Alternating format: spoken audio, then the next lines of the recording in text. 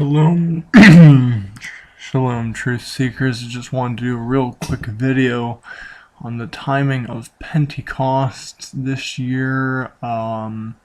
Just want to try and do this a little in advance so I can get feedback from other truth seekers, see what they're thinking. But if you check my YouTube channel, you'll see I've had several different video discussions on first fruits over the years, and it's kind of been one of the holy days that's just been a little mysterious, and it's been hard to figure out.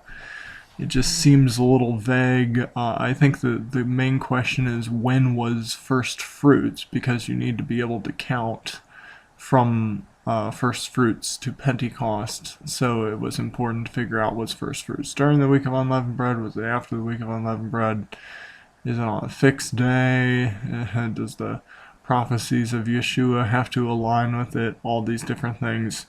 I'm just mentioning things as food for thoughts. If anything come to your mind, please feel free to discuss.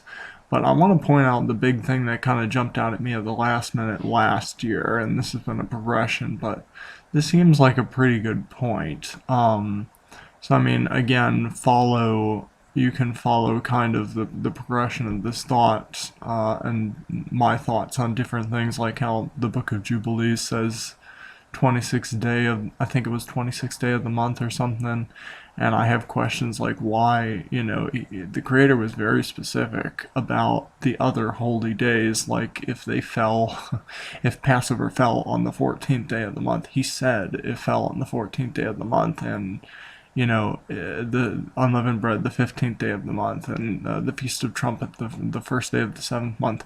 So if he was so specific about those days, why wouldn't he have also said it so plainly if Pentecost was supposed, or first fruits was supposed to be on the 26th day of the month? Like, seems he should have said it just as clearly, but that doesn't seem to be what we see. So anyway, as food for thought, I want to point out this thing that jumped out at me last year, and what it is the story of Joshua, and there's this in these verses in chapter 5, 10 through 12, it's talking about them keeping the Passover, but it's also talking about them eating certain things.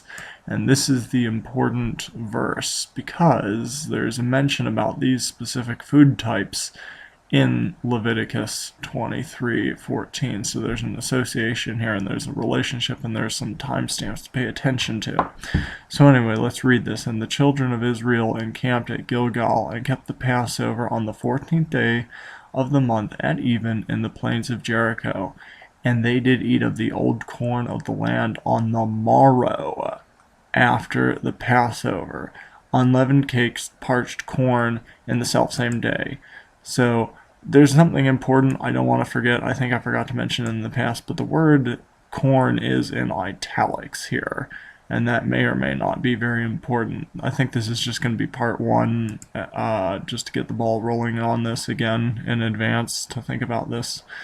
But so there might be more thoughts, and I haven't had time to look into it yet, but I wanted to bring attention to that, because in Leviticus 23 it appears to be the entire phrase parched corn is not in gray italics, so there might be a disassociation here. But anyway, let's jump to Leviticus 23:14, and it's talking about first fruits. On the 15th day is unleavened bread. First day shall hold holy convocation. Okay, so here, okay, in verse 9. Speak unto Moses, saying, speak to the children of Israel, and say to them, when ye be come into the land, and I shall... Okay, first fruits, there it is, right? So, you shall reap the first fruits. So this is first fruits. And you shall bring it unto the priest, and he shall wave it as a sheath before the Lord. So that's first fruits, and it shall be accepted for you on the morrow after the Sabbath. The priest shall wave it. And ye shall offer that day, when you wave the sheath, an he-lamb without blemish in the first year, blah, blah, blah, blah, blah, and the meat offering, blah, blah, blah, blah, blah. You get down to here, and it says, and ye shall eat neither bread, nor parched corn, nor green ears, until the selfsame day that ye brought an offering unto, I guess that would be Elohim, Yahweh. It shall be a statute forever throughout all your generations and throughout all your dwellings. So there it is, parched corn, green ears, all this stuff. So it says you shall not eat this until the selfsame day ye have brought an offering. And what offering is that? It's the first fruits offering. So they're not supposed to eat parched corn or green ears or bread until that day.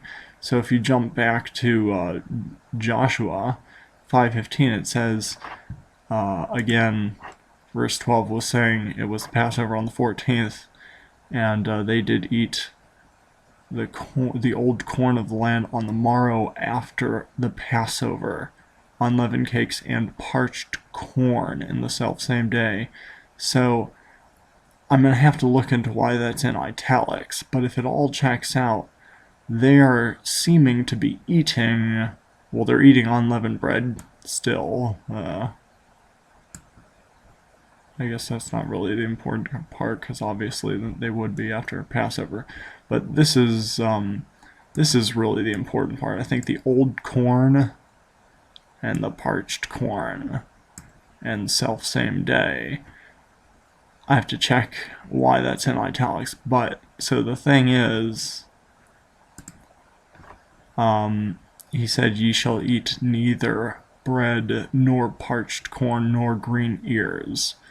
So if that's true, and if that is a match, and if the gray italics is not messing with it, interesting that, wow, it's interesting that corn is in italics for a lot of these. Huh. There it is for pulse. So anyway, there's probably going to be part 2. If you have any thoughts on that, let me know. But if it is, then this seems to be saying it was the morrow after the Passover that they were eating these things, and so the offering literally happened like the next day. Like they had the Passover, and then they were eating corn. They were eating the old corn of the land, and possibly parched corn, which would mean first fruits was definitely during the week of unleavened bread. So the count should begin from within the 50-day count. Day 1 would be the first day of that they offered that offering. So I guess it would be this year. My understanding of that was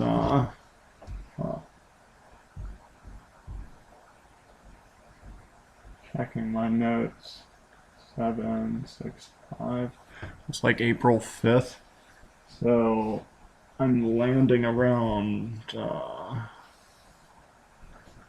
January, February, I'm getting a little sleepy here. I guess it would be the 5th Gregorian month, the 24th. That Sunday is kind of what it's looking might be the day for Pentecost this year.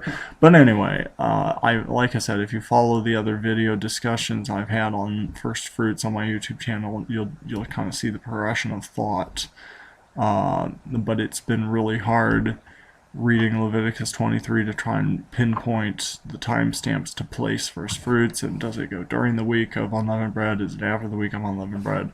But I think this part about eating the green ears or the parched corn is possibly very important. So I just want to bring that to people's attention a little bit in advance, so we have time to think about this and pray about this and iron sharpen iron about this, and we'll looking forward to hearing people's thoughts, and stay tuned for kind of a conclusion on that, hopefully sometime in the next week or two before we get to this next upcoming holy day. So shalom, and may Allah bless you to continually seek out His truth in love with a pure heart.